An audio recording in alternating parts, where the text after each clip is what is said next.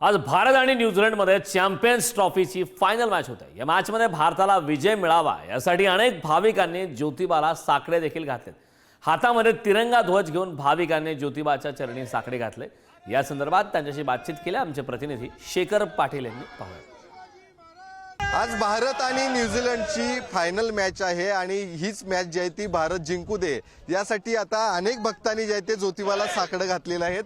आपण जर बघितलं तर आज ज्योतिबाचा शेवटचा खेटा आहे, चौथा खेटा आहे आणि त्याच खेट्याला मोठ्या प्रमाणात भाविक जे आहे ते येत असतात। मात्र आज विशेष म्हणजे आजचा रविवार देखील आहे, दुसरीकडे ज्योतिबाचा खेटा आहे आणि दुसरीकडे मॅच देखील आहे।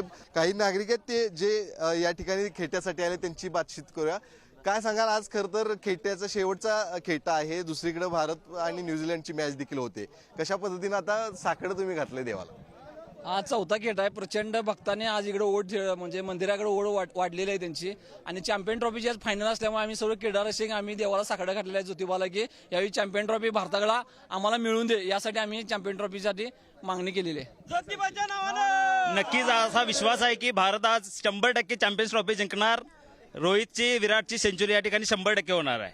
काय सांगाल, एकीकडे खेटेचे देखील शेवटचा खेटा पूर्ण केला, दुसरीकडे आज भारत न्यूझीलंड मॅच आहे त्याची देखील साकडं। विशेष म्हणजे आज रविवारच आहे, सर्वांना सुट्टी आहे। त्या सुट्टीचा आनंद लुटण्यासाठी आज सकाळी ज्योतिबांना खेटे घालून भारत जिंकावा असं प्रार्थना करावी आणि दिवसभर आज मॅचचा एन्जॉय घ्यावा। कॅमेरामॅन ओंकार वळवडेसह शेखर पाटील, पुढारी न्यूज, कोल्हापूर।